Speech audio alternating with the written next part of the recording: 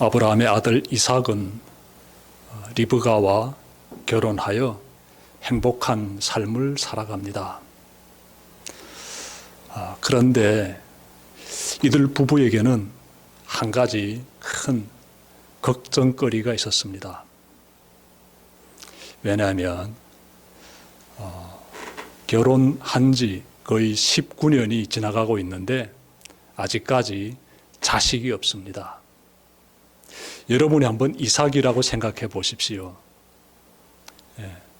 여러분이 이삭이라면은 자식이 없을 때 가장 먼저 무엇부터 하겠습니까? 당연히 하나님께 기도드리지요. 하나님, 아름다운 여인과 이렇게 결혼하여서 참으로 행복한 삶을 살아가고 있는데 우리 가정에 자식이 없습니다. 생명의 근원 되신 하나님이시여 우리 가정에 자식을 보내주십시오 라고 기도드리게 되지요. 이삭도 똑같은 마음이지요. 하나님께 자식을 달라고 기도드립니다. 근데 그렇게 기도드리는 시간이 거의 19년이 지나가게 됩니다.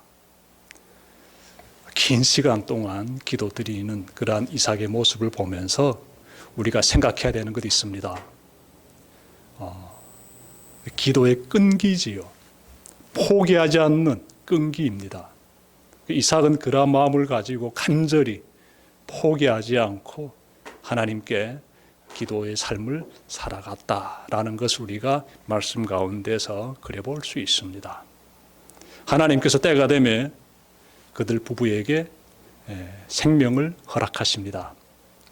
하여서 이삭의 아내인 리브가가 임신하게 되는데 쌍둥이를 임신하게 돼요.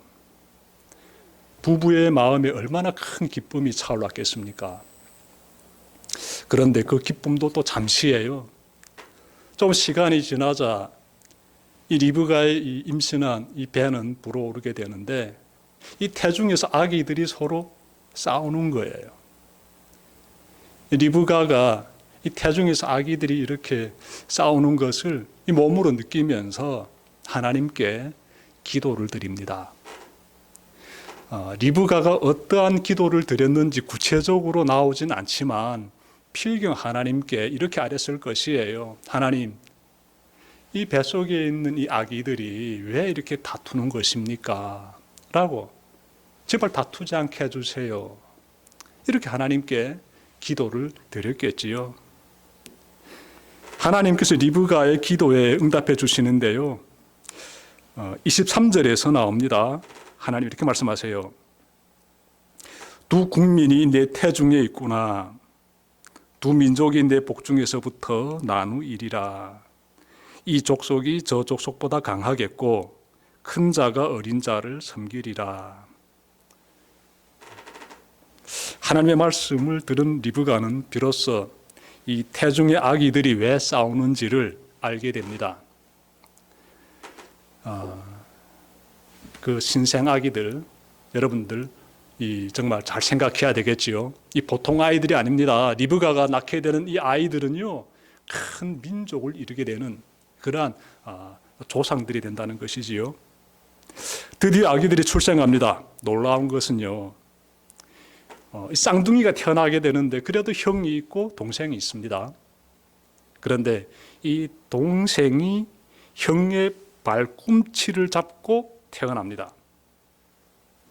부모는 먼저 나온 아이의 몸에 털이 많아서 이름을 에서라고 짓게 되고요.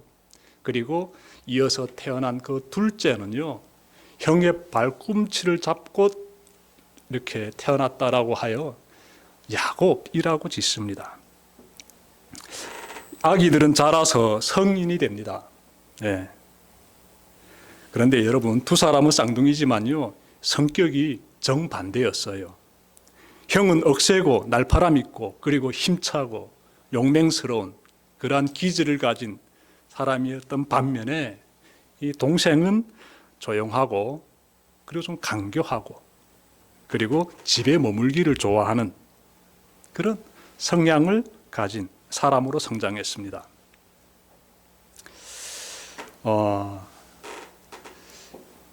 이들의 아버지인 이삭은 형이 잡아오는, 즉 에서가 잡아오는 그 사냥한 그 고기를 즐겨 먹곤 했어요.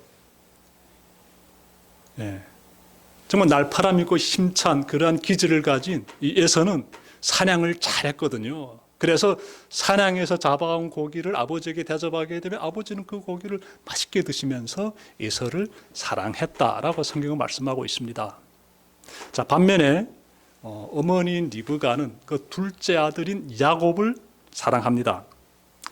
아마도 야곱이 가지고 있는 성향이 부드러워 가지고 그래서 사랑할 수도 있고요. 아니면 하나님께서 그 리브가에게 미리 말씀해 주셨잖아요. 큰 아이보다 둘째 아이가 더 큰 강한 힘을 가진 민족을 이루게 될 것이다 라고 하나님께서 말씀해 주셨잖아요. 그래서 그러한 하나님의 약속을 기억하면서 야곱을 더 사랑하지 않았을까 생각할 수도 있습니다. 아무튼 두 사람의 기질을 비교해 봤을 때 장차 강한 민족의 조상으로 세워질 사람은 에서입니다. 에서가 그런 기질을 가지고 있기 때문에 그렇게 예상할 수 있는데, 하나님은 에서가 아닌 야곱이 강한 민족의 조상이 될 것이다 라고 말씀하셨으므로 우리는 두 사람의 삶을 잘 살펴봐야 합니다. 오늘 본문인 창세기 25장 29절부터 34절에서 왜 형이 아닌 동생을 통해 강한 민족이 세워지게 되는지를 우리는 찾아볼 수 있습니다. 자, 하루는 형 에서가 사냥을 마치고 집으로 돌아옵니다. 그는 매우 지친 가운데 마당에 들어서는데 이 동생인 야곱이 마당에서 팥죽을 끓이고 있었어요. 여러분, 굶주리고 지친 가운데서 이렇게 집으로 들어선 이 에서가 그 맛있게 잘 이렇게 끓고 있는 그 팥죽을 보면서 얼마나 군침을 냈겠습니까? 먹고 싶어가지고. 그래서 야곱에게 내가 매우 지쳐서 힘들고 있으니 그 죽 한 그릇 달라고 말합니다. 아니, 그러면 당연히 동생이 죽 한 그릇 얼른 담아가지고 형에게 주면 되는 것이지요. 형제간에 그 정도는 충분히 할 수 있는 거 아니겠습니까? 그런데 이제부터 이어지는 내용 보게 되면 굉장히 충격적입니다. 동생이 이렇게 말해요. 형의 장자의 명분을 오늘 내게 팔라. 31절에서 나옵니다. 그냥 죽 한 그릇 주는 것이 아니라 당신이 가지고 있는 장자의 명분을 나에게 주게 되면은 그러면 내가 죽 한 그릇 주겠다라고 거래하는 겁니다. 누가? 이 쌍둥이 동생인 야곱이. 배고파 쓰러질 것 같다는 형에게 얼른 죽 한 그릇 대접하는 것은 형제간에 마땅한 도리인데 야곱은 지금 거래를 하고 있습니다. 그것도 맏아들이 가지고 있는 장자권을 가지고 말입니다. 장자권을 가지고. 장자권이란 무엇인가 하면요, 간단히 말씀드리면 맏아들이 가지고 있는 권리를 말합니다. 맏아들은 다른 형제보다 2배의 유산을 가지게 됩니다. 가정의 맏아들로서 중요한 역할을 또 감당하기 때문에 제사장으로서 역할도 감당하게 되죠. 그때 당시는 가정에서 가장이 제사장의 역할을 수행하게 되지요. 매우 중요한 역할을 하게 됩니다. 가장이. 그 아버지가 자신의 유산의 많은 부분을 맏아들에게 주게 돼요. 그 장자에게 주게 됩니다. 다른 형제들에 비해서 2배나 되는 그러한 몫을 장자에게 줘요. 그만큼 장자권이 대단합니다. 그 장자권을 달라고 해요. 누가? 이 야곱이. 야곱이 얼마나 야비한 사람인지가 여기에서 발견됩니다. 자, 그런데 더 기가 막힌 것은 에서가 동생이 그 방금 전에 그 제안한 그 거래 조건을 들어줍니다. 이렇게 말해요. 32절에서 나오는데 내가 죽게 되었으니 이 장자의 명분이 내게 무엇이 유익하리요. 에서는 자신의 장자권을 주겠으니 죽 한 그릇 달라고 합니다. 놀랍지요. 그러자 야곱이요, 내게 맹세하라라고 해요. 맹세해라는 거예요. 그냥 말로 하지 말고 다시 한번 내 앞에서 맹세해라. 장자권을 내게 주겠다고 맹세해라라고 야곱이 딱 들이댑니다. 아니 그러자 에서가 또 맹세해요. 여러분, 에서가 이렇게 행동한 이유가 있습니다.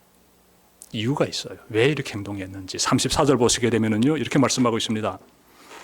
야곱이 떡과 팥죽을 에서에게 주매 에서가 먹으며 마시고 일어나 갔으니 에서가 장자의 명분을 가볍게 여김이었더라. 에서는 마자들이 가지고 있는 장자의 명분을 가볍게 여겼다라고 성경은 말씀하고 있어요. 여러분, 이 가볍다는 이러한 번역은 너무 좀 부드러운 번역이에요. 히브리어로 직역하면 업신여기다가 됩니다. 업신여기다. 에서는 이 장자의 이 권리를 아주 가볍게 여겼던 것이에요. 업신여겼던 것입니다. 에서가 자신의 장자권을 대수롭지 않게 이렇게 여기지 않았다면은 동생이 그런 제안했을 때 즉석에서 꾸짖었어야지요. 그런 말하지 못하게 단단히 혼냈어야지요. 근데 에서는요 전혀 그러지 않습니다. 기꺼이 훌 넘겨줍니다. 그 정도로 장자권을 하찮게 여겼던 것이에요. 에서가 이처럼 장자권을 가볍게 여긴 그 이유가 무엇일까요? 에서가 너무 배고파서 장자권을 죽 한 그릇에 팔았다는 것은요, 상식적으로 이해가 안 됩니다. 그가 나중에 짐승을 잡아주기로 약속하고 그리고 죽 한 그릇을 받아 먹었다면 그나마 이해가 돼요.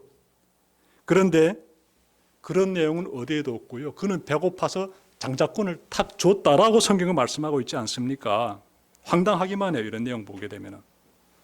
혹시 에서가 지능이 떨어진 바보여가지고 그래서 이 장자권을 죽 한 그릇과 바꿨을까요? 절대로 그렇지 않습니다. 여러분, 창세기 33장 1절 보시면요, 그가 400명의 군사들을 거느리는 장면이 나와요. 이것만 봐도 그는 결코 바보가 아니에요. 리더십 있는 사람입니다. 따라서 에서가 장자권을 죽 한 그릇에 판 사건은요, 잘 이해가 되지 않아요. 혹시 아버지의 재산이 별로 안 되기 때문에 그래서 장자가 받게 되는 2배의 재산을 기대하지 않는 가운데서 그냥 장자권을 그냥 팔아버렸을까요? 바꿔버렸을까요? 죽 한 그릇과? 그렇지도 않아요. 아버지인 이삭은요, 부자입니다. 많은 재산을 가지고 있어요. 그래서 그가 아버지 재산이 별로 없기 때문에 장자권을 가볍게 여겼다라고 볼 수 없는 것이에요.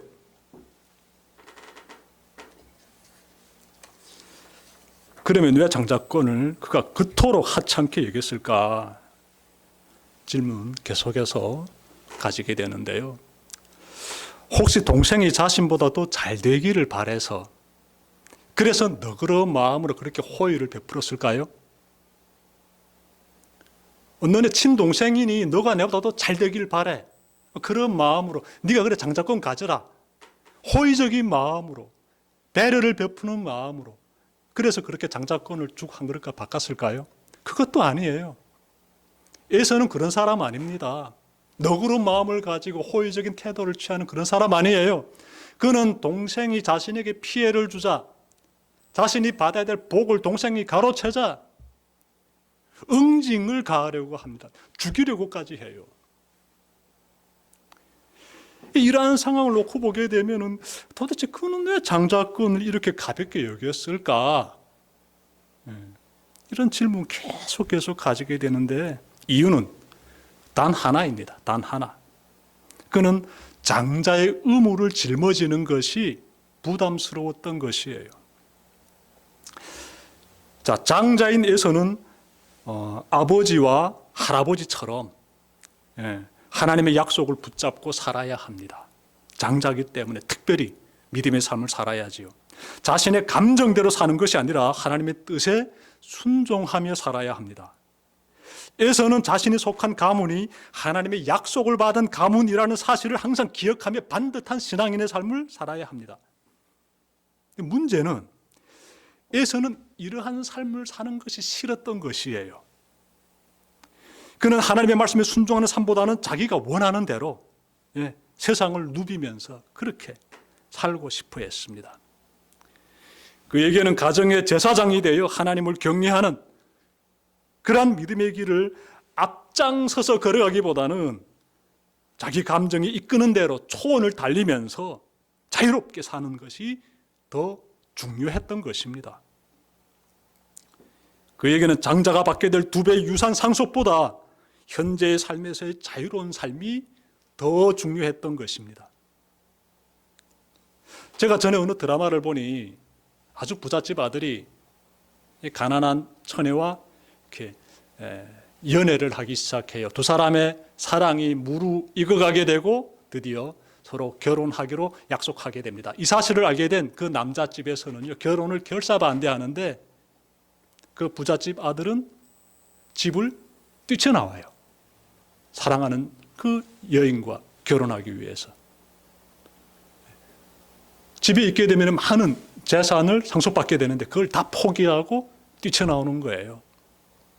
많은 재산을 포기하고 나의 삶을 위해서 과감하게 이렇게 삶을 추진하는 모습들은요, 오늘날 일어나고 있는 모습들인데, 이러한 상황을 보면서 에서를 보게 되면 많이 이해되지요. 에서는 자신이 원하는 그 삶을 얻기 위해서라게 되면 어떻게 합니까? 그냥 장자권 다 내려놓는 거예요. 굉장히 자기중심적인 사람이지요. 굉장히 자기중심적인 사람. 에서를 보게 되면은요, 그는 나중에 이방 여인과 결혼하는데 굉장히 잘못된 모습이지요. 자신의 친족에서 여성을 선택해서 결혼하는 것이 아니라 에서는 이방 여인 가운데서 내 마음에 맞는 여성과 결혼 탁 합니다. 그러니까 에서가 가지고 있는 기질이 어떤 기질인지를 우리가 발견하게 되죠. 아, 저런 사람이구나. 저런 사람이기 때문에 충분히 저럴 수도 있겠다 생각하게 되죠. 하나님을 믿는 그 인생, 거룩한 제사장다운 하나님 백성다운 그 삶을 선두에서 걸어가야 되는 장자가 에서인데 그 삶을 살아가는 것이 매우 부담스럽다는 것이에요. 불편하다는 것이에요. 그래서 장자권을 가볍게 여겼던 것입니다. 하찮게 여긴 것이지요. 그러던 찰나에 동생이 죽 한 그릇 딱 내놓으면서 장자권 달라라고 하니까 기꺼이 주는 것입니다. 그래, 가져라고. 내 맹세까지 한다고. 네 가져라고. 에서가 바로 그런 사람이라는 사실, 여러분들 잘 좀 살펴보시길 바랍니다. 에서는 매우 중요한 것을 지금 놓치고 있습니다. 정말 중요한 것을. 그는 자신의 장자권을 통해 장차 하나님께서 약속하신 축복의 민족이 탄생할 것임을 간과하고 있습니다. 그에게는 미래의 축복보다는 현재의 삶이 더 중요합니다. 그에게는 먼 훗날 축복보다는 눈앞의 즐거움이 더 중요합니다. 역사를 보면 에서의 후손은 하나님의 축복의 후손이 되지 못하고 그의 동생인 야곱의 후손이 하나님의 축복의 그러한 백성으로서 이렇게 등장하게 돼요. 여러분 혹시 에서와 같은 그러한 인생 살고 있지는 않습니까? 다시 말해 눈앞의 즐거움만을 쫓으면서 그렇게 살아가고 있지는 않습니까? 하나님이 원하시는 믿음의 삶이 아닌 나의 육신의 욕망을 추구하며 그렇게 살고 있지는 않습니까? 우리 마음에서 솟아나는 욕망을 물리치며 믿음의 삶을 사는 것은요, 결코 쉽지 않습니다. 하지만 하나님을 믿는 사람은 하나님의 말씀을 붙잡고 육신의 탐욕과 욕망을 물리치면서 예배자의 삶을 살아갑니다. 그 사람이 하나님 믿는 사람이에요. 그리고 그 길에 하나님의 복이 임합니다. 눈앞의 현실을 쫓으면서 사는 사람과 전혀 다른 삶을 살아가고 있지요. 1970년 미국의 스탠퍼드 대학교의 심리학 교수인 월터 미셸 연구팀은요, 4세부터 6세 어린이들을 대상으로 한 가지 실험을 했습니다. 실험은 아동을 한 명씩 방으로 데려간 뒤 과자가 놓여 있는, 테이블 위에 과자가 딱 놓여 있어요. 맛있는 과자예요. 근데 그 과자가 딱 한 개 놓여 있습니다. 그런 그 방으로 아이들을 이렇게 한 사람씩 데리고 들어갑니다. 그래서 그 자그마한 방에 아이가 탁 들어와서 뭘 받겠습니까? 테이블 위에 있는 그 접시에 담겨 있는 맛있는 과자를 보게 되지요. 선생님은 아이에게 이렇게 말합니다. 선생님이 잠깐 나갔다 돌아올 때, 그때까지 이걸 먹지 않고 기다리면 한 개를 더 줄게. 하지만 안 기다리고 이걸 먹으면 보너스를 못 받고 그걸로 끝이야. 선생님 잠깐 나갔다 들어오겠으니까 과자 먹지 말고 기다려, 이 말이지요. 네가 만약 먹게 되면은 보상은 없다. 만약 먹지 않게 되면은 한 개 더 줄게. 이렇게 선생님이 말하고 나갑니다. 아이들 어떻게 행동하는지를 이 연구팀이 몰래 카메라로 관찰하기 시작합니다. 그런데요, 어떤 아이들은 선생님이 나가자마자 과자를 먹어치우고, 또 어떤 아이들은 몇 분 기다리다가 더 이상 참지 못하고 과자를 먹어치우고, 또 어떤 아이들은 선생님이 들어올 때까지 인내하면서 끝까지 기다립니다. 과자를 먹지 않아요. 그래서 그 아이들이 과자 하나를 더 받아가지고 돌아가게 됩니다. 자, 이러한 실험의 화제가 된 것은 그때로부터 약 10년이 지난 뒤인데 후속 연구가 나옵니다. 그때 그 아이들이 그동안 어떻게 성장했는지를 살펴보게 되는데요. 결과가 이렇게 나옵니다. 실험에 참여했던 아동들 중 눈앞의 유혹을 이겨낸 아동들이 청소년기의 학업 성적이 우수했고 좌절과 스트레스를 잘 극복하는 그러한 힘도 강해졌으며 심지어 체질량 지수도 정상 범위에서 잘 유지되고 있었다라고 합니다. 여러분, 눈앞에 유혹을 이겨내며 선생님의 약속을 믿고 기다린 아이들은 훗날 더 좋은 결실을 맺었습니다. 하나님을 믿는 우리도 마찬가지지요. 우리는 에서처럼 눈앞의 즐거움만을 쫓으며 살아가면 안 됩니다. 눈앞의 즐거움만을 쫓으면서 그렇게 살면 안 돼요. 그 인생은 하나님을 떠난 인생이므로 끝이 안 좋습니다. 반드시 인생의 마지막 날에 처절하게 절망감 가운데서 후회하게 됩니다. 지금도 세상 사람들은 눈앞의 욕망을 추구하며 삽니다. 남보다 더 잘 입고 더 잘 먹고 더 잘 누리면서 그렇게 살고자 몸부림칩니다. 우리는 세상의 풍조를 따르면 안 됩니다. 나의 쾌락, 욕망만을 쫓으며 살면 안 됩니다. 우리는 하나님의 말씀을 붙잡고 현실의 고난을 이겨내며 믿음의 삶을 걸어가야 합니다. 주님 오실 그날까지 말입니다. 성도의 삶, 예배자의 삶을 잘 살아내야 합니다. 인내하면서 말입니다. 그 삶의 결과가 아름답습니다. 그 삶이 믿음의 삶이지요. 그러한 삶을 잘 살아내는 대성의 모든 교우님들 되시기를 주님의 이름으로 축원합니다. 기도드립시다.